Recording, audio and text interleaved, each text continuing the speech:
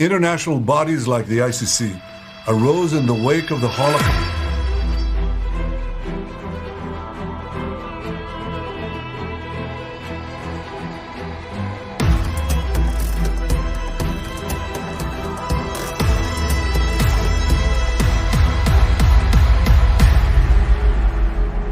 Welcome to the Frontline Reports YouTube channel.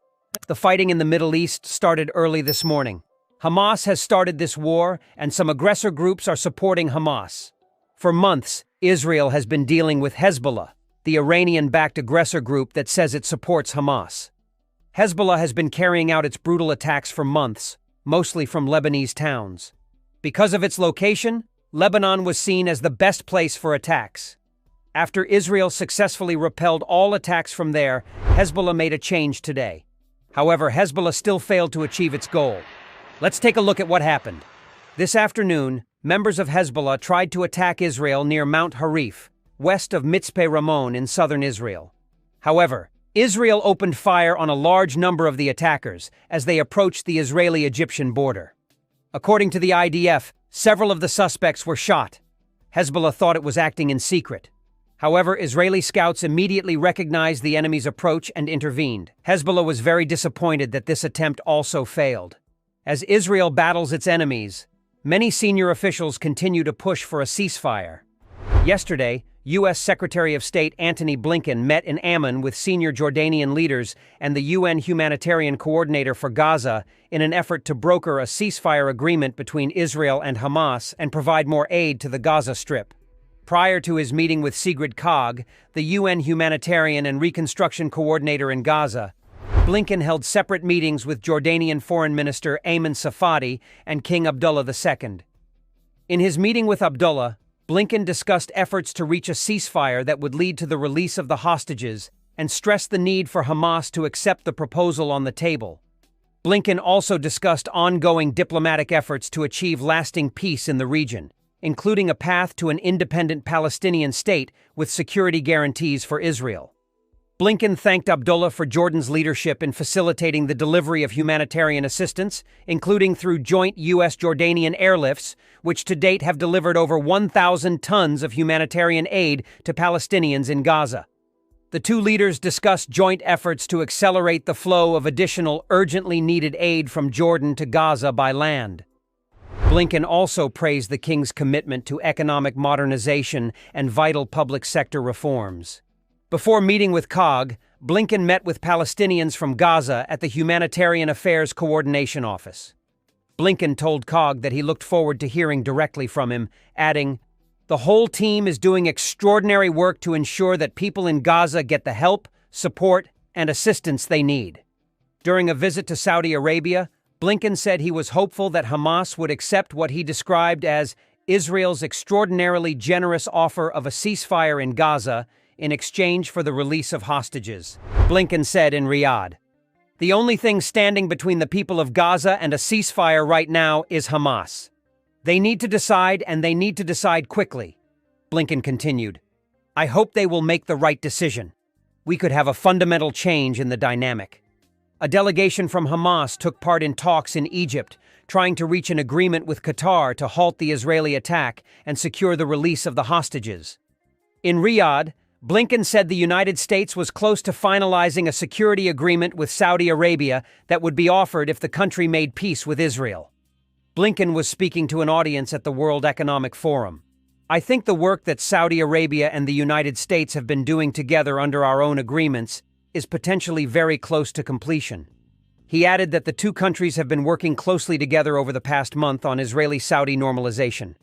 Blinken said he had planned to go to Saudi Arabia and Israel on October 10th last year to focus specifically on the Palestinian part of the normalization deal, because that was an important component. However, this did not happen because of the Hamas attack on Israel. Blinken continued, "Two things are needed to advance normalization: calm in Gaza and a credible path to a Palestinian state." Creating a path to a Palestinian state that guarantees Israel's security is key to lasting peace and security in the Middle East, as well as Israel's integration into the region, U.S. officials said. The Saudis demanded to see Israel's commitment to the two-state solution as a precondition. Blinken met with Saudi Crown Prince and Prime Minister Mohammed bin Salman for about an hour to discuss the Gaza conflict and ongoing tensions in the Middle East. Following his visit to Jordan, Blinken is expected to travel to Israel, where he is expected to meet with Israeli Prime Minister Benjamin Netanyahu and other senior officials. Netanyahu has rejected the two-state solution widely supported by the international community and demands that the Palestinian Authority take control of Gaza. Nimrod Goran, senior fellow for Israel Affairs at the Middle East Institute, said, "Saudi Arabia has been slowly opening up to Israel for a decade. In the months before the October 7th Hamas attack, significant progress was made in the hope of linking the Israeli-Saudi normalization agreement to the U.S.-Saudi Defense Pact before the presidential elections. The war halted the process, but the talks continue and are at a decisive stage." Goran added that if Netanyahu's opposition to a two-state solution does not change, he may find it difficult to achieve normalization with Saudi Arabia. At a meeting with the Gulf Cooperation Council in Riyadh, Blinken said a ceasefire was the best way to alleviate the humanitarian crisis in Gaza. Some analysts said the U.S. should fully implement its law and arms policy towards Israel to ensure accountability and adequate humanitarian aid delivery. Ari Talani, director of the Center for International Policy's Security Assistance Watchdog, commented, "For a meaningful peace, U.S. law and policy will need to take into account the largest recipient of security assistance." In the midst of all this, Israeli Prime Minister Benjamin Netanyahu has once again vowed to launch a ground assault on the southern Gaza town of Rafah.